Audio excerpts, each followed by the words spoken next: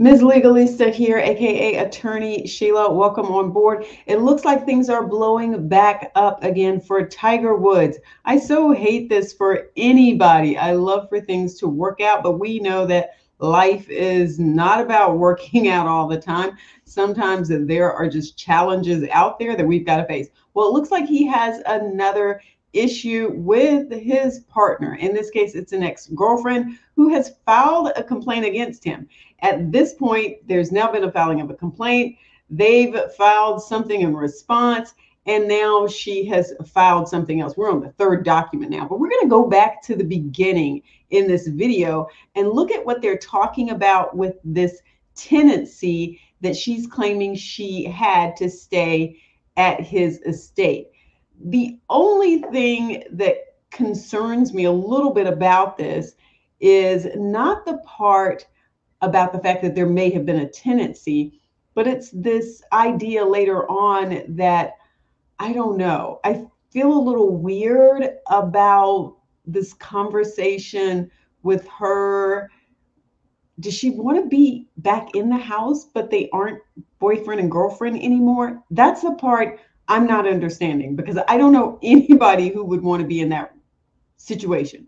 But in this case, it sounds like she is alleging that the trust, which owns the property, violated California law.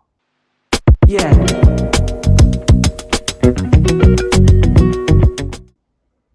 Here we have this filing. And so I should definitely stop talking about what I think is in it. I've perused some of these. I've read some of the media reports on this. So I'm up to speed with what's going on in an overall sort of sense. But we're going to break this down and go document by document here, starting with this first one, which is the actual complaint that she filed. Now, this was filed back in October of 2022. They are no longer boyfriend and girlfriend. Oh, and I'm sorry, I said California. I meant Florida. I don't know why I'm sometimes so focused on California and sometimes on Florida and sometimes on South Carolina. And you guys probably know that's based on a lot of the court cases that have been going on. So this is out of Florida. Yeah, Martin County, Florida. Erica Herman was her name. And this is being filed against the Jupiter Island Irrevocable Homestead Trust. The property is actually under the trust. So that is who she is suing here. Complaint for violation of Florida Residential Landlord Tenant Act. The plaintiff, Erica Herman, by and through her undersigned counsel, hereby files her complaint against defendant Jupiter Island Irrevocable Homestead Trust and states as follows. This is an action for damages in excess of $50,000. Plaintiff is an individual who resides at 462 South Beach Road, Hobie Island, Florida. I guess that's how you pronounce that. Defendant is an irrevocable trust with its place of administration in Hobie Sound, Florida, and is the owner of this property. All conditions precedent to this lawsuit have been satisfied or waived. By agreement with an agent with actual and apparent authority to act for the defendant, meaning the trust, and really this agent, I believe she is referring to Tiger Woods. Plaintiff has resided at the residence for the duration of the defendant's ownership of the residence. During that time, plaintiff has performed valuable services at the request of defendant's agents, all in part performance of the oral tenancy agreement and in reliance thereon.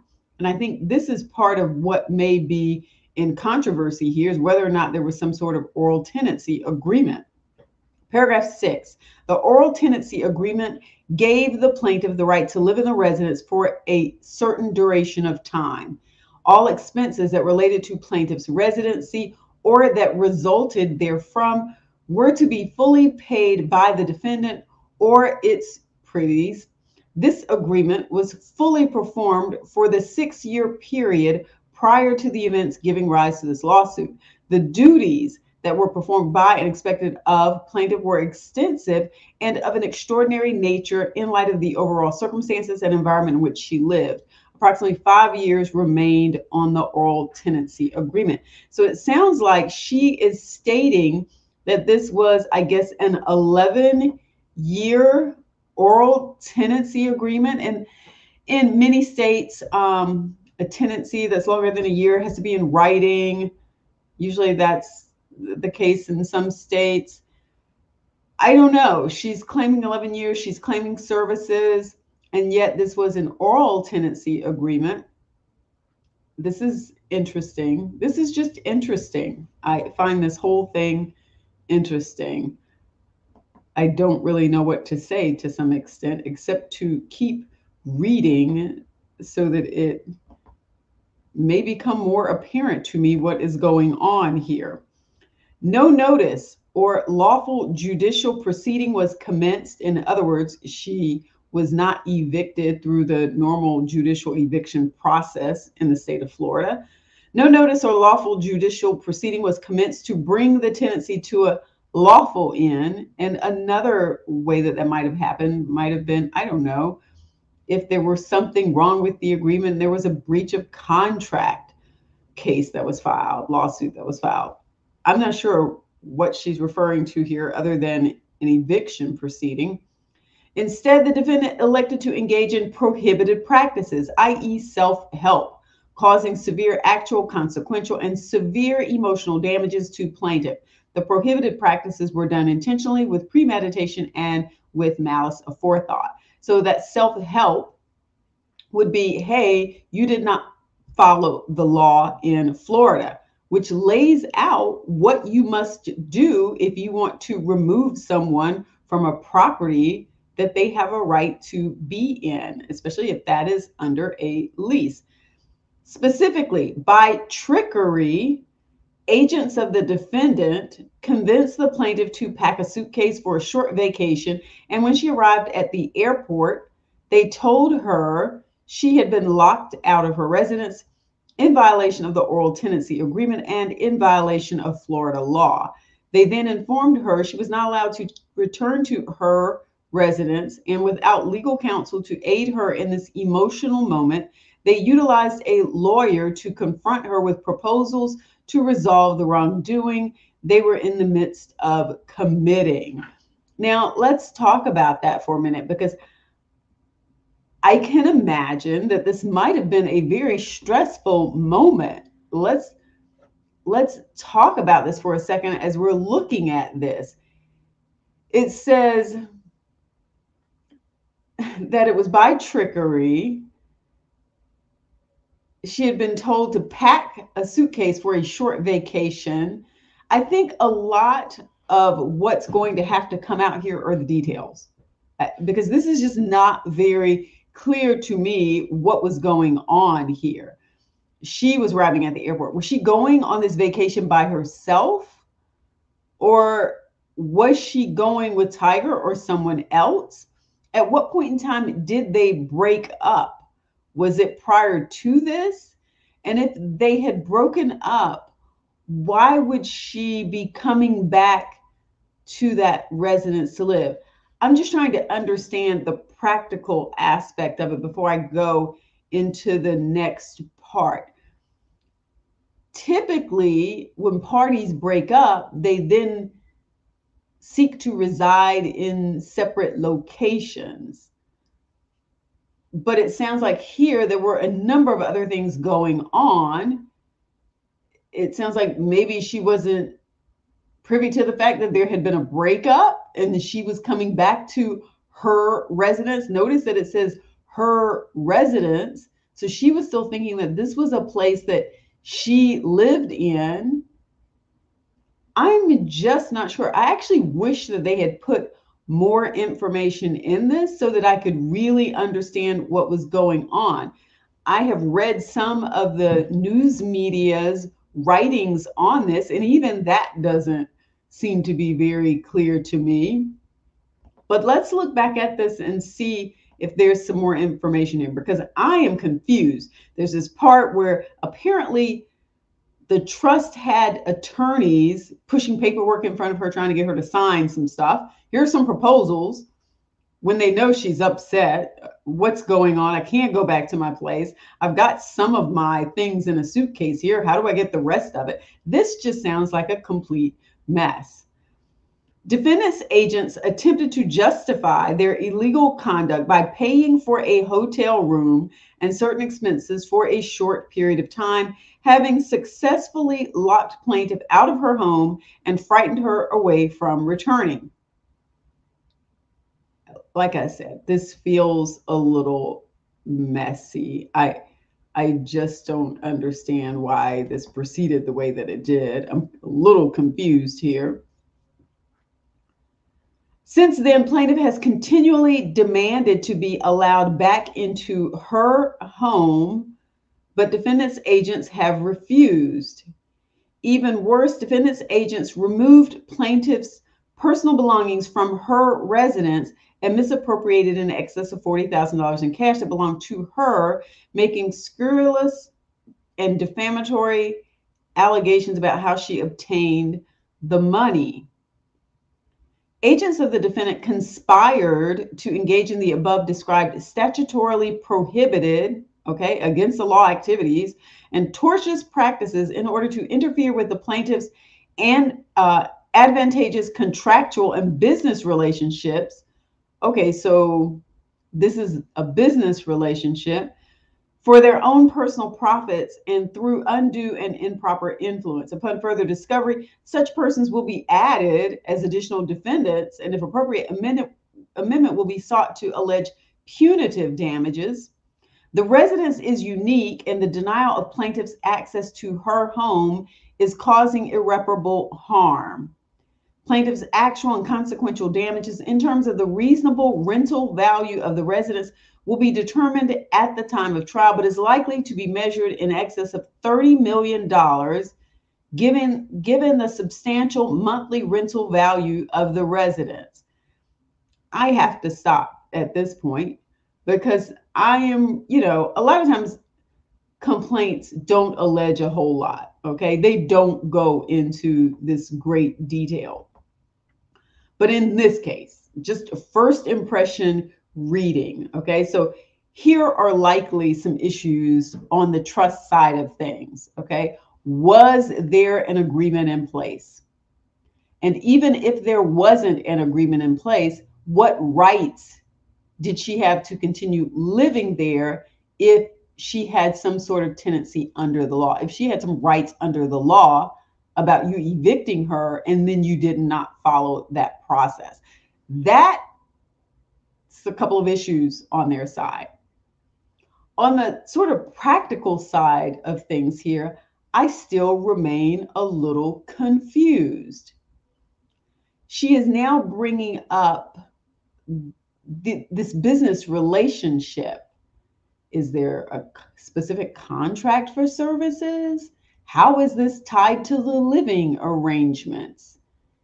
Like I said, none of this is appearing in terms of what I'm seeing right here. There may be additional filings that have other information in it that I just have not seen yet or just weren't included with this complaint from where I downloaded it. So maybe I'm missing a lot of information here, but I'm not hearing or seeing anything yet that says that there was this sort of contract to move in on this date and to move out on X date, 11 years.